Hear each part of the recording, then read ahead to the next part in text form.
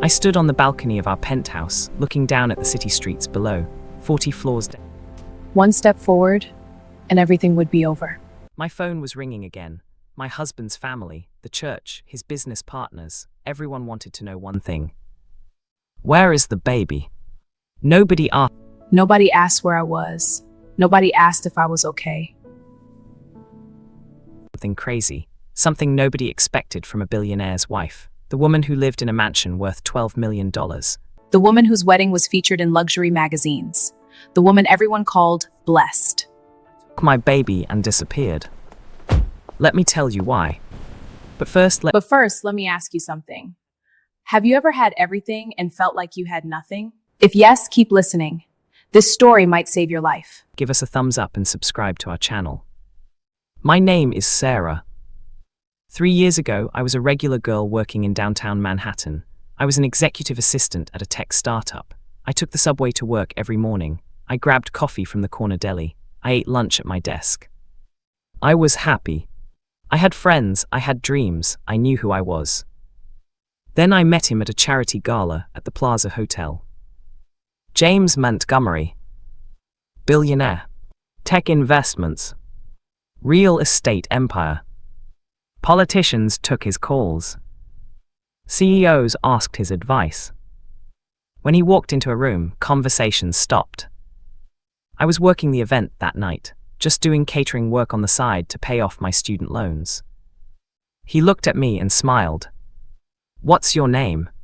That question changed my life forever. 3 months later, we were dating. 6 months later, I moved into his penthouse. 1 year later, I became his wife. The wedding was everywhere: Instagram, Pinterest, luxury lifestyle blogs. People called me lucky. People said I was living the dream. People said I had won the lottery. Small town girl, now living in a penthouse overlooking Central Park. I believed them. I thought I had one life.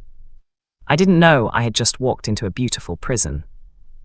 The first year of marriage was strange. James traveled constantly. Dubai, London, Tokyo, Singapore. Sometimes he was gone for 2 weeks. I stayed in the penthouse with the housekeeper, the private chef, the driver. The apartment was so big, I could walk for 10 minutes and not see anyone.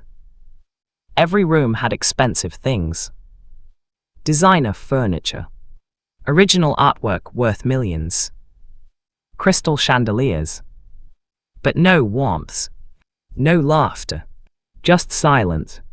When James came home, he was exhausted. Always on his phone. Always in video meetings. Sometimes he ate dinner with me. Most times he ate in his home office.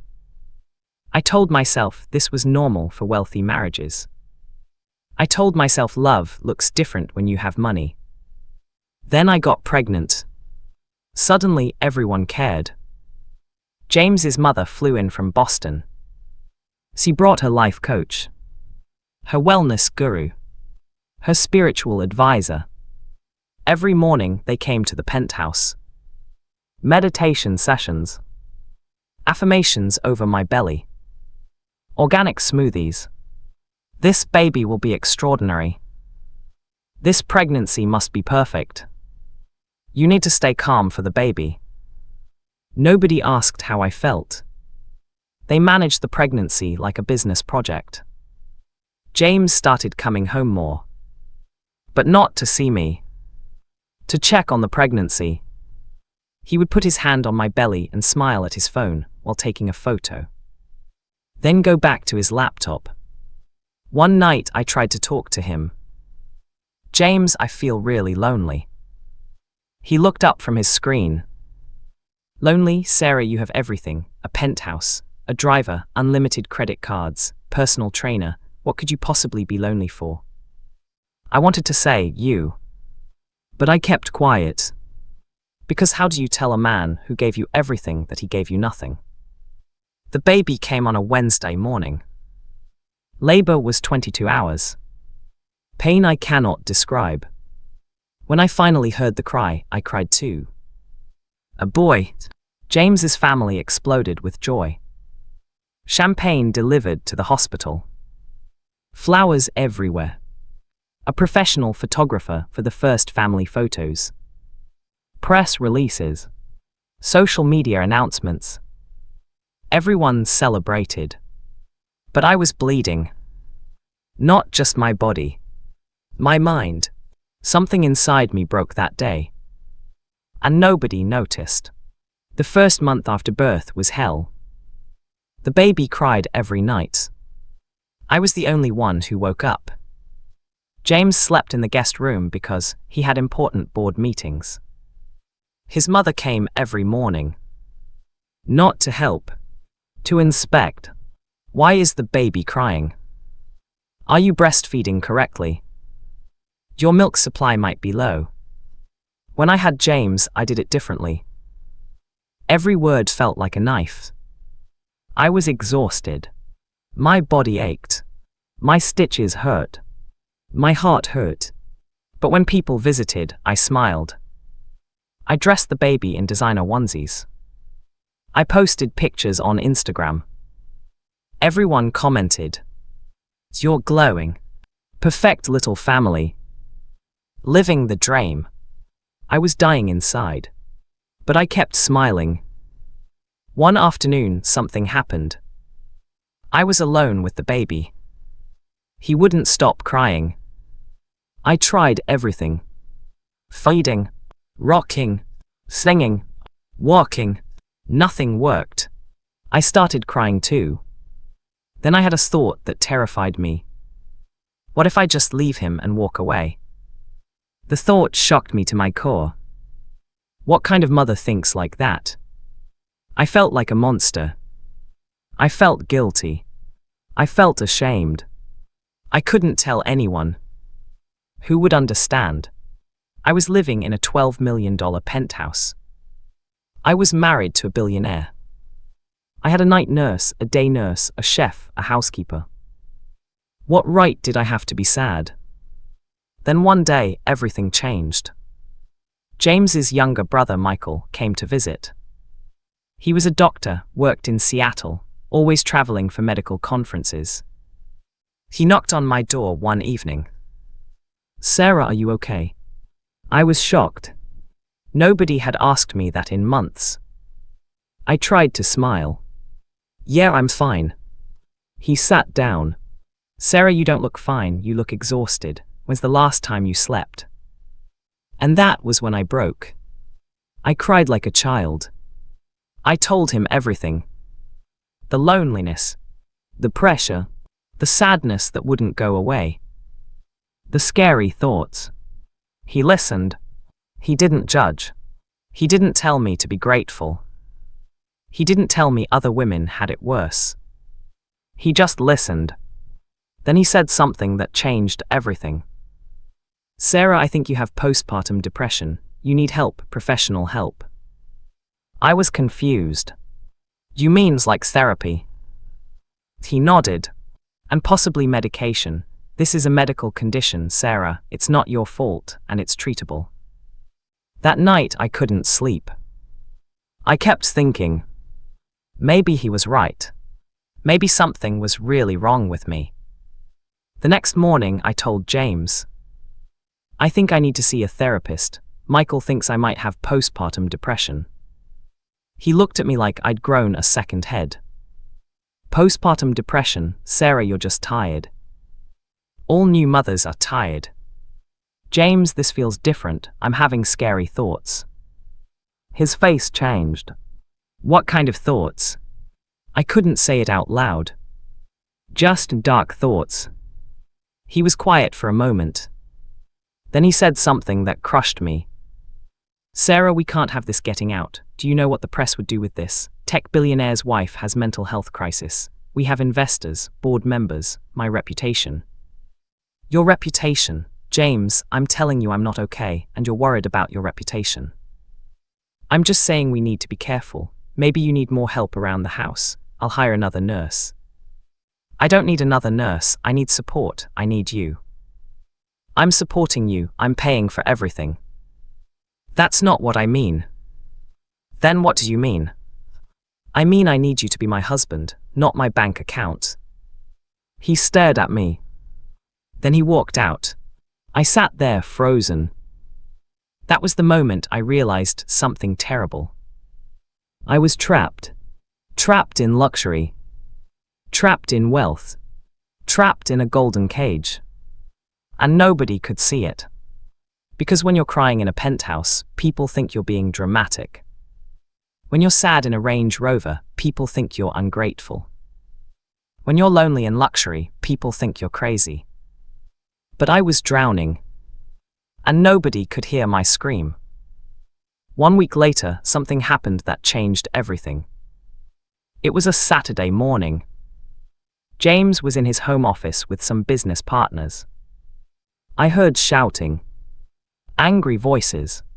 Then silence. James came out looking furious. Sarah, pack a bag. You and the baby need to leave the city. I was confused. What? Why? Just do what I say. His voice was cold. Frightening. James, you're scaring me. What's going on?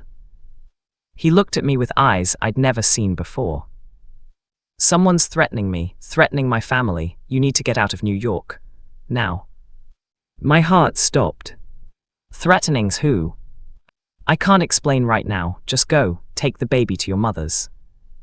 Within an hour, I was in the back of an SUV with the baby. The driver took us to New Jersey. To the small town where I grew up. I didn't even pack properly. Just threw things in a bag. When we pulled up to my mother's small house, she was shocked. Sarah, what on earth? Mom, I don't know. James said someone's threatening him. He said we had to leave. For the first time in 2 years, I was back home. The small house where I grew up. No designer furniture. No marble countertops. No city views. Just a 3-bedroom house with a backyard and a porch. But it felt like heaven. That night, I slept deeply for the first time in months. No night nurse. No mother-in-law. No pressure. Just me, my baby, and my mom. The next morning, my phone was off. I didn't want to talk to anyone. But my mom's phone kept ringing. James's family. His assistant. His PR team. Everyone looking for me. My mom finally answered one call. She listened quietly. Then she hung up.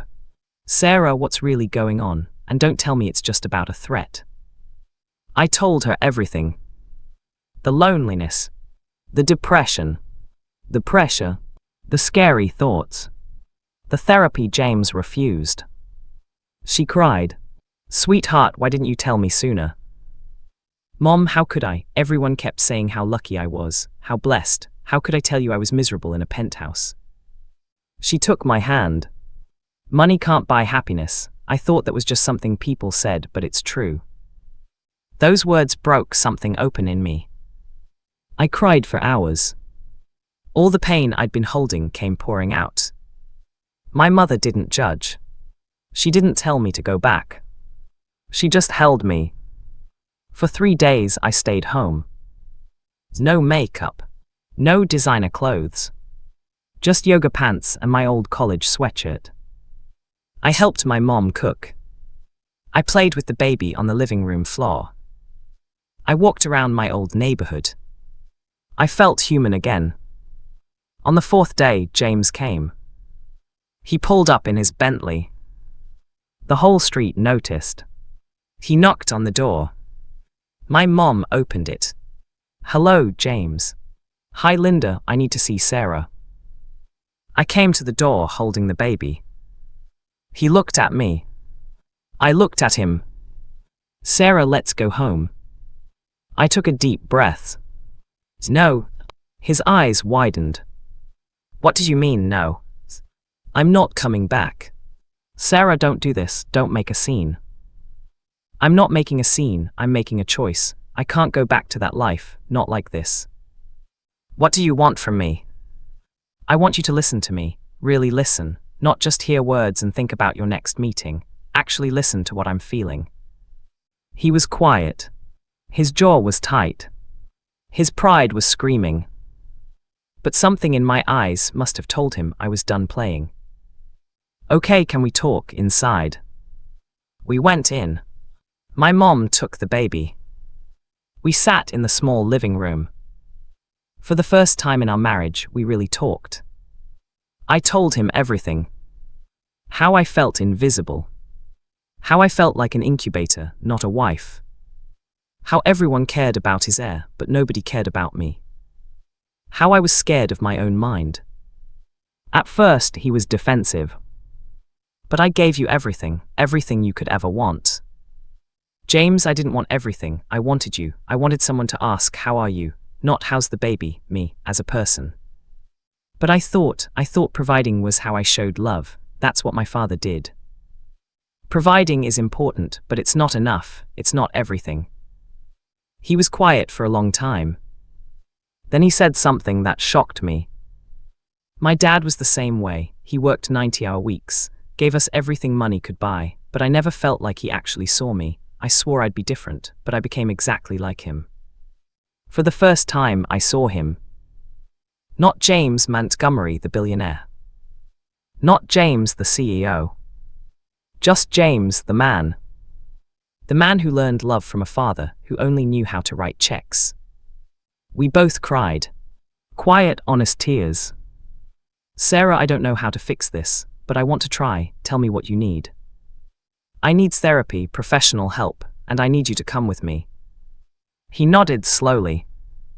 "Okay, we'll do it, both of us. And I need you to actually be present, not just physically in the room, but mentally present." "I'll try, I promise I'll try." That day, something shifted. We didn't go back to Manhattan immediately. We stayed in New Jersey for another week. James stayed too. The billionaire who owned multiple properties slept in my childhood bedroom. He ate my mom's home cooking. He changed diapers at 3 a.m.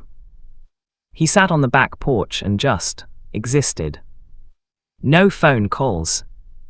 No meetings. Just being.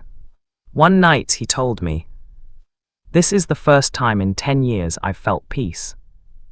We started therapy the next month.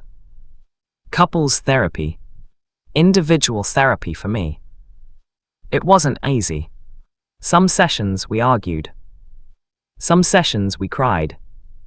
Some sessions we sat in uncomfortable silence. But slowly we started healing. I learned that what I was experiencing had a name. Postpartum depression and anxiety. It wasn't weakness. It wasn't selfishness. It was a real medical condition. And it was treatable. James learned that success in business doesn't equal success at home. That his wife needed his presence, not just his presence. That being a husband meant more than signing checks. We made real changes. James cut his travel by 60%. He committed to being home for dinner 4 nights a week. We kept the help, but I set boundaries. No more mother-in-law inspections. No more unsolicited advice. I started working again part-time. Just consulting work for my old company. But it made me feel like myself again. James's mother wasn't happy at first. James' wives should stay home with the baby. But James stood up for me. "Mom, Sarah is happy, and when she's happy our family is healthy, that's what matters." Slowly his mother backed off. Not completely. But enough. Today our marriage isn't perfect. We still disagree. We still have hard days. But now we communicate. We ask each other, "How are you feeling today?" Not just, "How's the baby?" I still live in the penthouse. But now it's a home. Not a prison. The journey wasn't smooth. There were setbacks. Days when old patterns came back. Days when James got too busy and forgot to check in. Days when I felt myself slipping back into that dark place. But now I had tools. I had my therapist's number. I had medication that actually worked. I had a support group of other mothers who understood. I joined an online community for women with postpartum depression. At first, I was scared to share. What if someone recognized me? What if it got back to James's business circles? But I created an anonymous account. And I started reading other women's stories. Mothers from all walks of life. Rich, poor, middle class. It didn't matter. The pain was the same. The loneliness was the same. The guilt was the same. One woman wrote about contemplating driving her car off a bridge. Another wrote about leaving her baby at a fire station. Another wrote about screaming into pillows so her husband wouldn't hear. I wasn't alone. I wasn't crazy. I was one of millions. And that changed everything. I started sharing my own story. Small pieces at first. Then bigger pieces. Women started messaging me. Thank you for being honest. I thought I was the only one. You just saved my life. That last message broke me. A 23-year-old mother from Ohio. She said she had been planning to end it all. But reading my story made her realize she needed help. She checked herself into a hospital that night. And she survived. Because I spoke up. That's when I realized something powerful. My pain had purpose. My struggle could save someone else. I talked to James about going public with our story. At first, he was terrified. Sarah, do you know what this could do to my business? My investors will think I can't even manage my own family. Or, I said, they might respect you for being human, for being real. He thought about it for weeks. Then one day, he came home with a decision. Let's do it, let's tell our story. We started small. I wrote a blog post. Just a simple, honest account of my postpartum depression. No fancy words. No trying to sound inspirational. Just the truth. I posted it at midnight. By morning, it had been shared 10,000 times. By the end of the week, 50,000. Messages poured in. From mothers. From fathers. From grandparents. From teenagers who had watched their mothers suffer in silence. News outlets reached out. Podcasts wanted interviews. Mental health organizations asked us to speak. James and I appeared on a morning show together. The host asked him, "What made you finally understand what your wife was going through?" He took a deep breath. I almost lost her, and I realized that all my success meant nothing if I lost the person I loved most. People cried watching that interview. Not because it was sad, but because it was real. A billionaire CEO admitting he failed. Admitting he had to learn how to be a better husband. That vulnerability was powerful. James's business partners watched. Some respected it. Some thought he was weak. But something interesting happened. 3 of his colleagues reached out privately. Their wives were struggling too. And they didn't know how to help. James started a small group. Just 5 guys meeting once a month. Talking about fatherhood. About marriage. About mental health. Things they never discussed in boardrooms. One of them said, "I've negotiated billion-dollar deals, but I don't know how to talk to my wife about her feelings." They learned together. Meanwhile, I kept sharing. I talked about the medication. How it helped. How it wasn't a weakness to need it. I talked about therapy. How it felt awkward at first. How I didn't think it would work. But how it saved my life. I talked about the dark thoughts. The scary thoughts. The thoughts that made me feel like a monster. And thousands of women said, "Me too."